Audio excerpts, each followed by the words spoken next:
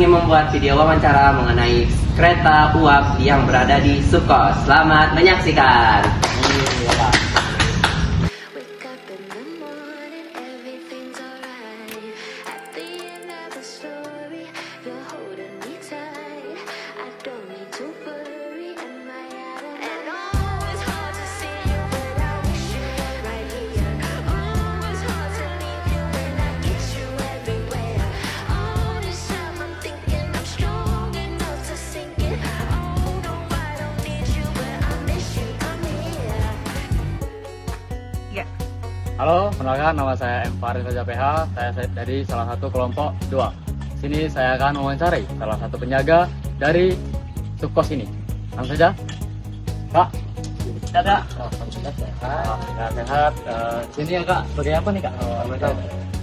Saya disebut sebagai konservator untuk perjuangan Kalau boleh tahu Kakak di sini sudah berapa lama? aku masuk di tahun 2021. Berarti itu sekitar 4 tahun ya? Sebelum Kakak masuk sini nih, apa yang Kakak lewati? Apa ada tesnya atau gimana? Oke, alhamdulillah kalau di sini emang PNS-nya di sini jadi dapat menempati tes dulu. Oh, tesnya gimana tuh Kak? Tesnya sama kayak kita mau masuk PNS. Jadi di sini kami bakal mewawancari Kakak nih. Ada nggak waktu Kak? Boleh. Bisa. Oke, jadi kami akan mewawancarai berfokus ke dalam kereta nih Kak. Nah, untuk ukuran kereta nih Kak. Ukuran kereta ini berapa nih Kak? Kalau kita tahu? Sebenarnya kita bisa lihat karena mungkin untuk beratnya sendiri itu sekitar 1,6 ton. Ya kepalanya aja ini. Oh, kepalanya aja Pak ya? Ini sebenarnya kalau di sini sebenarnya cuma kepala lokomotifnya aja. Kalau di sini sudah nggak ada lagi. Oh, kenapa ya? Kalau karena gerbong zaman dulu kebanyakan itu kan terbuatnya dari kayu. Jadi kalau sampai sekarang otomatis sudah banyak yang hancur. Oh, Gitu. kalau untuk berat yang 21 ton tuh bawa ke sini gimana Pak? Nah, kalau dulu ceritanya ini kan dulu pertamanya adanya di stasiun kita kan. Sudah nggak lagi. Jadi tahun 88 pindahkan ke sini. Nah, cara pindahkannya, nah ini kan ada rel. Yuk, kita lihat. Nah, rel ini sistemnya dia kayak puzzle gitu, bongkar pasang. Jadi ini selesai, yang harus dipakai di tempat tadi, taruh ke depannya, dan harga berapa mobil, sederek. Untuk daya mesin 660 HP itu artinya apa? Kalau daya mesin horsepower ya, mungkin itu karena kecepatannya, Pak. Kita berapa banyak dia menarik barangnya. Gitu. Oh, jadi untuk kecepatannya maksimal gimana? Paling cuma 80-90 Per jam ya? Nah itu ada lebar rel, berarti lebar ini Kak ya? Oh, nah itu bahan bakarnya batu bara Kak ya? Ya, bahan bakarnya otomatis kereta kayak gini kan mereka mengangkat uang kan. Batu bara. Oh, itu sudah wajib Pak ya? Nggak ada penggantinya ya? Batu bara juga bisa, kayu bakar juga bisa. Oh, tapi kalau untuk lebih enaknya itu batu bara. Kalau panasnya itu kan lebih lama batu bara. Batu bara zaman dulu tuh mudah nggak dicari? Kalau dulu biasanya kita itu gapanya di muara ini batu bara. Batu bara. Oh, berarti ini dari muara ini? Muara. Kenapa warnanya itu hitam? Karena kita ini mengambil warna aslinya dari dulu emang bentuknya kereta kayak gini kebanyakan warna hitam sama merah. Habis dari belakang jernih sama kayak gini. Oh, ya. Oke, terima kasih untuk kakak. Siapa namanya? Muhammad Wahyuni. Muhammad Wahyuni. Umurnya kalau boleh tahu? Itu 25. Oh, 20. Oke. Sekian untuk saya pribadi, Fahri Fareza. Mohon maaf kalau ada kata-kata yang kurang jelas ataupun tidak enak. Jadi saya akhiri. Wassalamualaikum warahmatullahi wabarakatuh. Assalamualaikum warahmatullahi wabarakatuh. Saya Radita Hasya Talana, salah satu dari kelompok 2, ingin melakukan wawancara juga. Jadi, Kak, kapan kereta ini pertama kali dibuat atau mulai digunakan? Oke, untuk kereta ini yang pertama kali itu dibuat tahun 1930.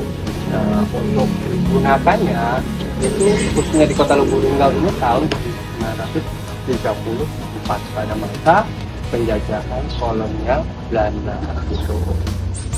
Untuk pertanyaan kedua, siapa yang merancang atau membuat kereta ini pada masanya? Oke, untuk perancangnya kita nggak tahu ya, tapi untuk pabriknya sendiri itu nama pabriknya itu Hanomag, itu berasal dari negara Jerman.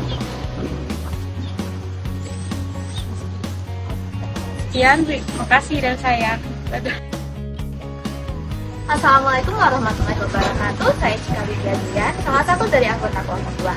Di sini saya juga memiliki pertanyaan untuk narasumber kami pada hari ini. Baik, kepada Kak Ahmad Rohaisi. Pertanyaan saya yang pertama ini untuk kereta uap K3 ini. Fungsi kereta ini pertama kali baru tuh sebenarnya digunakannya tuh untuk apa sih? Apa kayak untuk mengangkut penumpang, barang, atau kepentingan lain?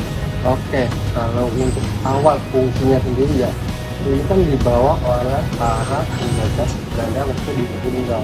Nah, fungsinya itu dulu sebagai alat transportasi masyarakat dari Lubuk Linggau menuju Palembang.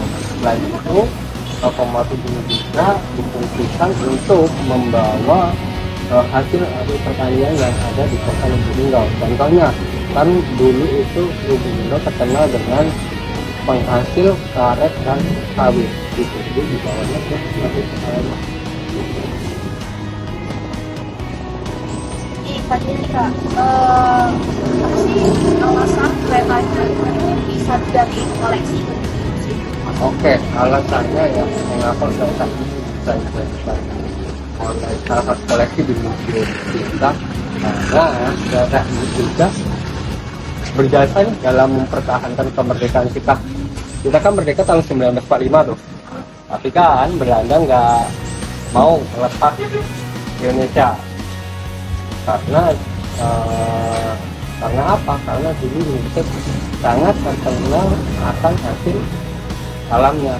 Jadi Belanda otomatis masuk lagi ke Indonesia dengan adanya peristiwa agresi militer Belanda 1 dan 2.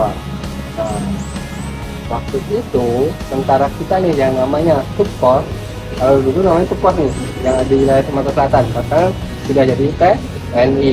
Nah, kereta inilah yang membawa mereka berpindah-pindah baik dari Palembang menuju Lahat, dari Lahat ke Lubuk Linggau.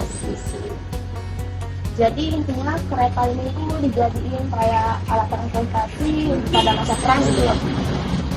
Makasih ya Kak. Oke, sama. Baik, sekian saja pertanyaan dari saya. Assalamualaikum.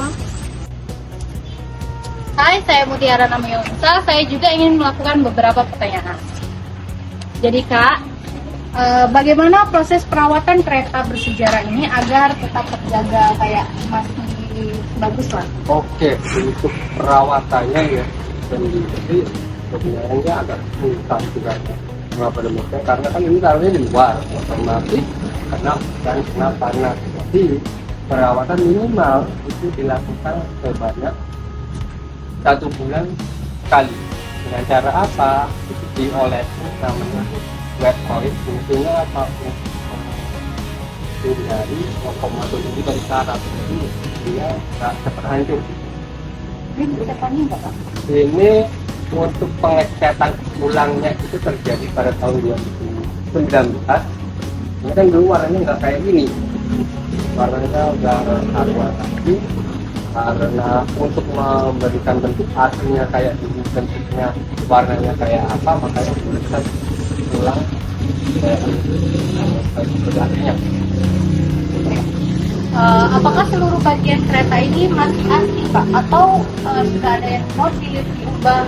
Oke, alhamdulillah kalau kereta ini semuanya masih asli. Mungkin kalau yang diubah nggak ada, melainkan banyak yang hilang. Contohnya kayak di dalamnya itu seperti alat untuk mengukur tubuhnya itu sudah nggak ada, hilangnya waktu itu. Cacar atau mungkin diambil orang. Oh. Ya udah. Itu tadi beberapa pertanyaan saya. Terima kasih. Halo, saya Keisha Permata Dewi. Saya juga ada beberapa pertanyaan untuk kakaknya. Ini Kak, siapa yang menggunakan kereta ini pertama kali? Oke, yang menggunakan kereta ini pertama kali otomatis itu orang-orang Belanda. Untuk apa? Untuk membawa orang-orang Belanda ke penjajah Belanda ke luput Zimbabwe Palembang pada waktu itu.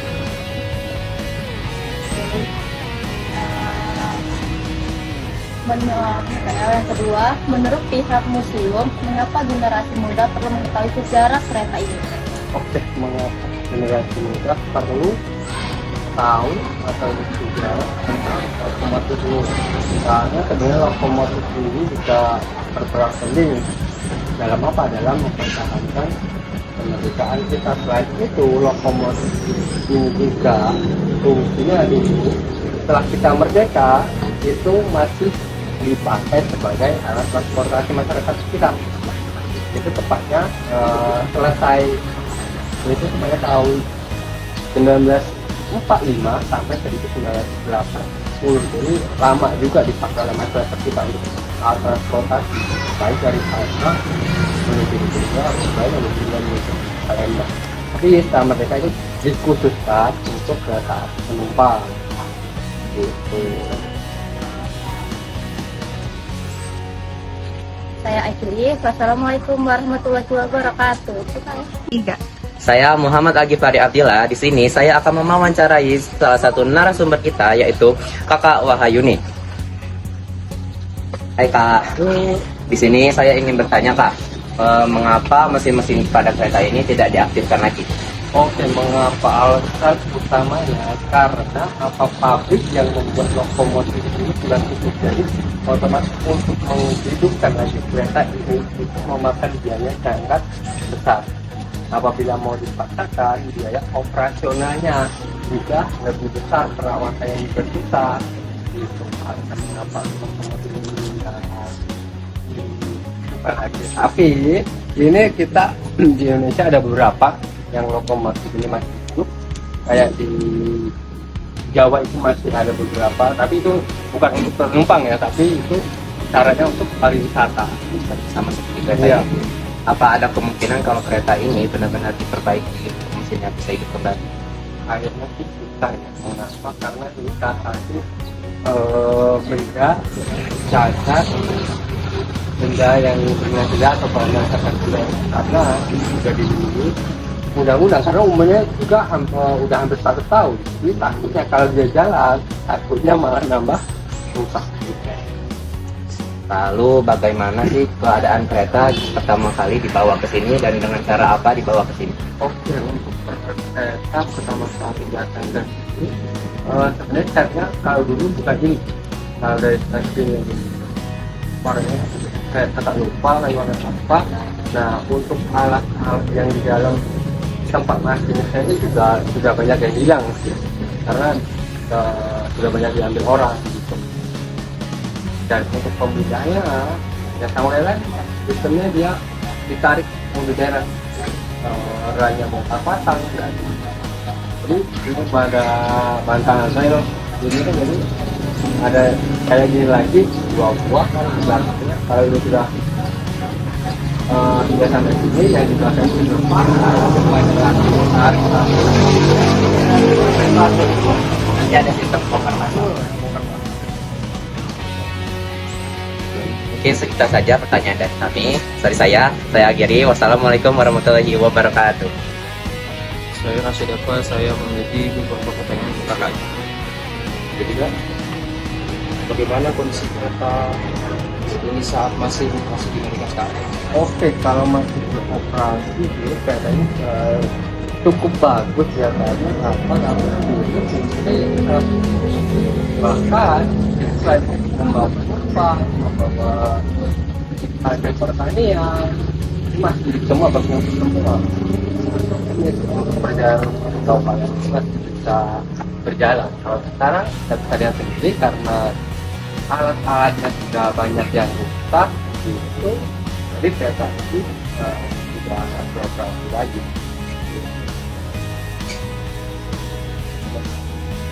Pak penonton yang memiliki terhadap misalnya sejarah Untuk harapan mungkin untuk salah satu kolektivitas ini harapannya agar masyarakat agar lebih tahu nih selain kereta ini apa aja sih fungsinya selain itu membawa penumpang, selain itu membawa pedagang. Kereta juga mempunyai sejarah dalam mempertahankan kemerdekaan khususnya di wilayah Lubuk Linggau pada waktu itu. Dan harapan kami juga bila ada teman-teman yang berkunjung ke sini, tolong jangan dinaikkan. sekian pertanyaan dari saya Adi. Wassalamualaikum warahmatullahi wabarakatuh. Alhamdulillah, puji syukur kita sudah belajar mengenai kereta yang ada di Supos yang dinamakan lokomotif uap C3082. Dan kami mengucapkan banyak terima kasih kepada Kakak Wahyuni selaku narasumber dari Supos Linggau ini yang sudah mengedukasi kami dan juga kepada penonton kami dari kelompok 2 kelas 11 F1 pamit undur diri. Wassalamualaikum warahmatullahi wabarakatuh.